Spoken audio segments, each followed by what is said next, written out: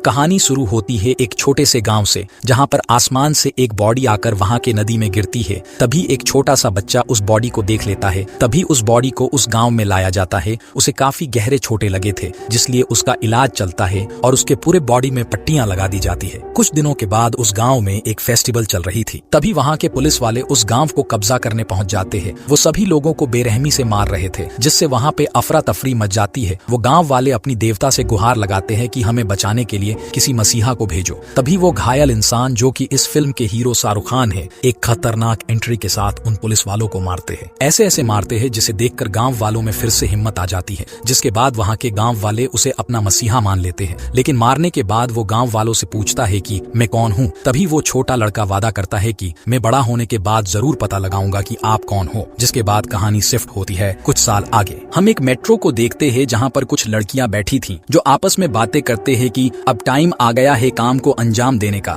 तभी एक टनल में जाने के बाद वो ट्रेन अचानक रुक जाती है। तभी वो लड़कियां गन निकालकर उस ट्रेन को हाईजैक कर लेते हैं। तभी वहाँ पे मौजूद एक पुलिस वाला उनसे लोगों को बचाने की कोशिश करता है। तभी उनकी चीफ की एंट्री होती है, यानी शाहरुख खान की। वो उस पुलिस वाले को मार के एक जगह पे बांध देता है। फिर कंट्रोल रूम में फोन लगाकर ये कहता है कि ये पूरी ट्रेन मैंने हाईजैक कर ली है। अगर तुम लोगों को इस ट्रेन में मौजूद 300 पैसेंजर्स की परवाह है तो मेरी सारी बात माननी होगी। तभी बातचीत करने के लिए नर्मदा नाम की एक ऑफिसर को बुलाया जाता है। जब नर्मदा चीफ से बात करती है तो वो कहता है कि मुझे एग्रीकल्चर मिनिस्टर के साथ बात करनी है। वो एक गाना बजाता है और कहता है कि अगर ये गाना खत्म होने से पहले मिनिस्टर से मेरी बात नहीं हुई तो हर मिनट में एक पैसेंजर मारा जाएगा। और गाना खत्म होने से पहले वो मिनिस्टर आ जाता है। चीफ उसे कहता है कि आपके एग्रीकल्चर मिनिस्टर होने के 5 सालों में टोटल 10,281 किसानों ने आत्महत्या की है। आखिर ऐसा क्यों हुआ? फिर वो कहता है कि अगर इन सब का जान बचाना है तो मैं एक अकाउंट नंबर भेज रहा हूँ, उसमें ज्यादा नहीं, बस 40,000 करोड़ रुपए भेज दो। वो मिनिस्टर कहता है कि इतना सारा पैसा तो हमारे पास नहीं है। तभी चीफ कहता है अगर तुम्हारे पास नहीं है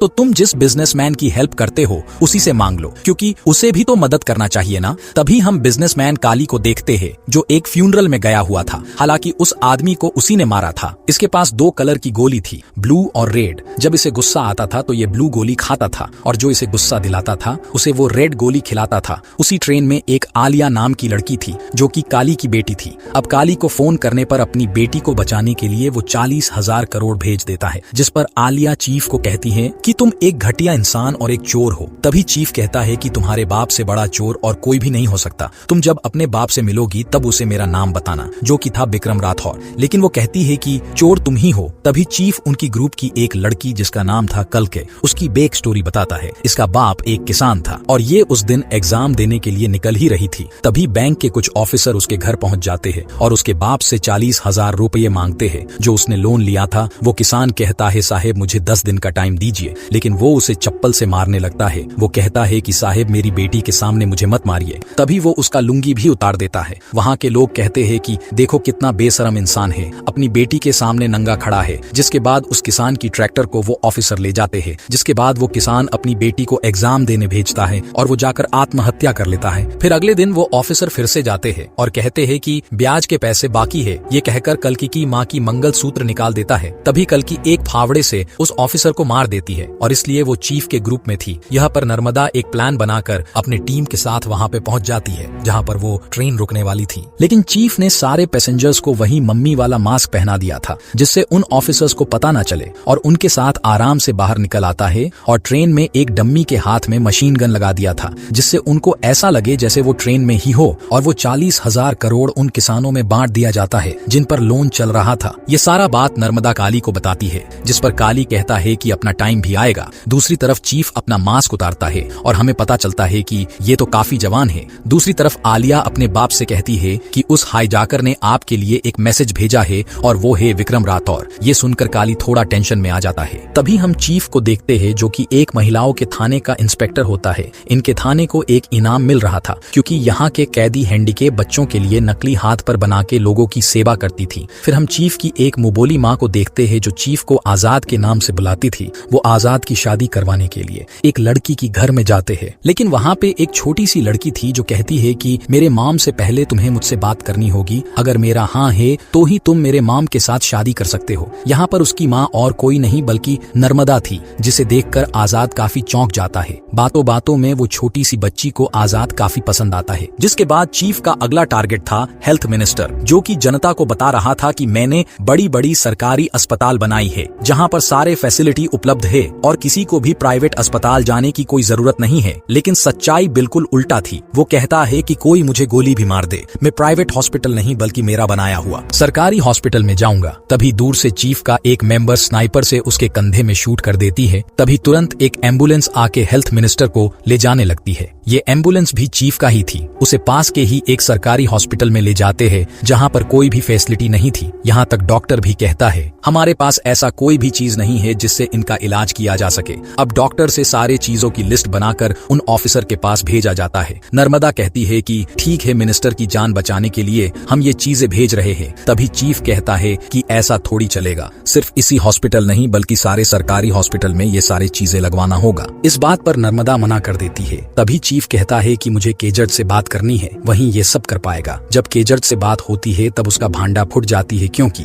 कुछ सालों पहले सरकारी हॉस्पिटल में कुछ बच्चों को लाया गया था जिनको कुछ वजह से सांस लेने में दिक्कत हो रही थी। वहाँ पर ऑक्सीजन सिलेंडर भी नहीं थे। तभी इरम नाम की एक डॉक्टर केजट से कहती है अगर यहाँ पे जल्दी से ऑक्सीजन सिलेंडर नहीं आया तो ये सारे बच्चे मारे जाएंगे। लेकिन वो कहता है कि इसमें थोड़ा टाइम लगेगा, क्योंकि छोटी सी छोटी चीजों के लिए सबको कमीशन देनी पड़ती है और मुझे भी अभी तक कमीशन नहीं मिली है। वो कहती है कि मैं हेल्थ मिनिस्टर से कंप्लेन करूंगी। कि जज कहता है कि हाँ जाकर करो ना, सबसे बड़ा कमीशन तो वही लेता है। ऐसे सब बातचीत करके वो जब हॉस्पिटल में वापस आते हैं तब तक सारे बच्चे मारे जा चुके थे और उल्टा इरम के ऊपर इल्जाम लगाया गया, जिस वजह से वो भी चीफ के साथ मिल गई। ये सारी बात पता चलने के बाद वो सारे फैसिलिटी सारे हॉस्पिटल में लगवा दिया जाता है। लेकिन इस बार भी नर्मदा अपने टीम के साथ उन्हें पकड़ने के लिए वहाँ पे पहुँच जाती है। फिर वहाँ पे एक अच्छी फाइट होती है। फाइट के दौरान नर्मदा चीफ की मास्क को खींच लेती है। वो उसका चेहरा तो नहीं देख पाई, लेकिन उस मास्क में उसके बाल आ गए थे। डीएनए टेस्ट से पता चलता है कि ये कोई बूढ़ा नहीं बल्कि एक जवान आदमी है। फिर कुछ पेंटर्स को बुलाकर उसके मिले फुटेजेस से उसका पेंटिंग बनाने लगते हैं। फिर अगले दिन नर्मदा और आजाद की शादी थी, तो नर्मदा अपनी एक ऑफिसर से कहती है कि अगर स्केच बन जाए तो मुझे कॉल कर देना। अब शादी के बाद रात में आजाद अपनी सारी सच्चाई नर्मदा को बताना चाह रहा था, लेकिन उससे पहले उसे ऑफिसर की तरफ से भेजे हुए स्केचेस मिल जाती है, जिसे देखकर नर्मदा आजाद पर गोली चला देती है।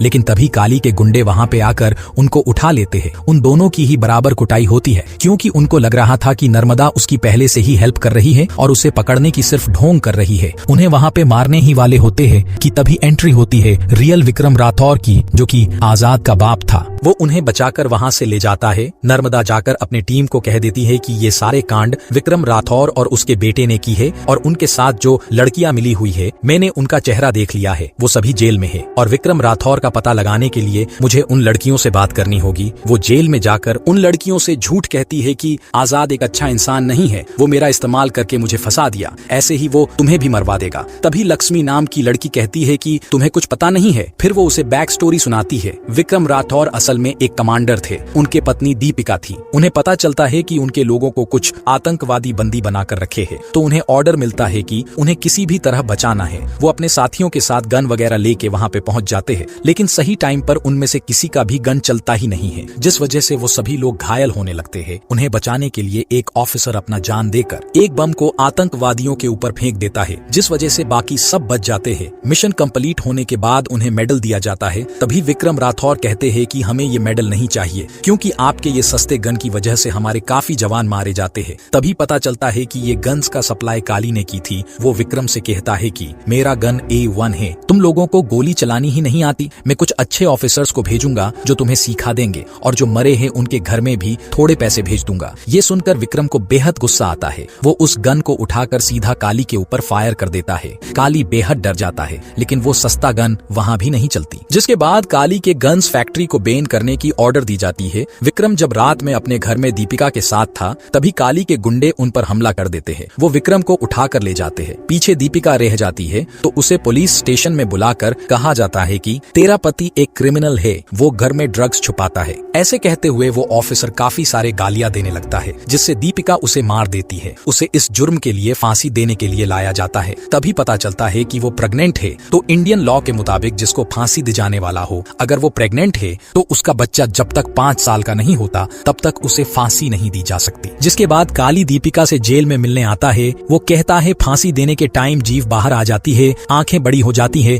ऐसे कह कहकर उसे डराने लगता है, लेकिन वो पूछती है कि विक्रम कहाँ है। काली कहता है कि तुम चिंता मत करो, मैंने उसे गोली मार के प्लेन से फेंक दिया है। जिसके बाद दीपिका का एक बेटा जन्म लेता है, वो भी जेल में ही रहता है। वो जब 5 साल का हो जाता है तब उसकी माँ उसे सारी बात बता देती है, जिसके बाद दीपिका को फांसी दिया जाता है। ये सारी बात सुनकर नर्मदा आजाद की मदद करना चाह रही थी, लेकिन तभी उसका साथी कहता है कि मैं तुम्हारे लिए नहीं बल्कि काली के लिए काम करता हूँ, अब तुम्हें कोई भी बचा नहीं सकता। फिर वहाँ पे एक जोरदार फाइट होती है और टाइम रहते आजाद वहाँ पे पहुंच जाता है। वो नर्मदा को तो बचा लेता है, लेकिन लक्ष्मी मारी जाती है। जिसके बाद वो सब प्लान बना के काली के पास जो पैसे आने वाले थे उन सबको ये लोग चुराने जाते हैं। वहाँ पे भी अच्छी खासी फाइट होती है। ये लोग उस पैसे को तो चुरा लेते हैं, लेकिन विक्रम काली के हाथ लग जाता है। अब वहाँ पे उसकी काफी धुलाई होती है। तभी दूसरी तरफ आजाद न्यूज में लाइव आता है। वो कहता है कि हमारे कब्जे में एक महिलाओं की पुलिस थाना है और इनकी जान बचाना है, तो मेरी बात माननी होगी। उससे बात करने के लिए संजय दत्त को बुलाया जाता है। अब ये बड़ा हरामी टाइप का इंसान था, तो वो कोई भी बात न सुनकर उनके ऊपर हमला करवा देता है। लेकिन उस थाने के अंदर पूरे 6000 लड़कियां उनके ऊपर गोलियों की बारिश कर देते हैं, जिससे संजय दत्त को उसकी बात माननी पड़ती है। आजाद उससे कहता है कि मैंने यहाँ की सारे वोटिंग मशीन को चुरा लिया है, अगर तुम्हें ये वापस चाहिए तो तुम्हें कुछ फैक्ट्रीज को बैन करना होगा जो काफी पोल्यूशन फैला रही है। जिसके बाद कमिश्नर भी इस बात को मान लेता है और काफी सारे फैक्ट्रीज को बैन कर देते हैं। और आजाद भी जाते जाते अपने फेस दिखा देता है और अपना असली नाम बता देता है। वो सारे जनता से कहता है कि अपनी उंगली का सही इस्तेमाल करो, तुम जिसे वोट देते हो उससे सवाल पूछो कि अगर मैं तुम्हें वोट दूं तो तुम मेरे लिए क्या करोगे, मेरे परिवार के लिए क्या करोगे। ऐसे ही बातें करने के टाइम काली को उसका लोकेशन मिल जाती है, जिसके बाद वो वहाँ पे पहुंच जाता है। फिर से वहाँ पे काफी अच्छी फाइट होती है। फिर आखिरी में काली को ठीक वैसे ही फांसी दी जाती है जैसे वो दीपिका को बता रहा था, मतलब कि जीव बाहर निकलना, आंखें बड़ी हो जाना। और इसी के साथ ये मूवी यहीं पर खत्म हो जाती है। अगर ऐसे ही अच्छी मूवी आगे देखनी है तो चैनल को सब्सक्राइब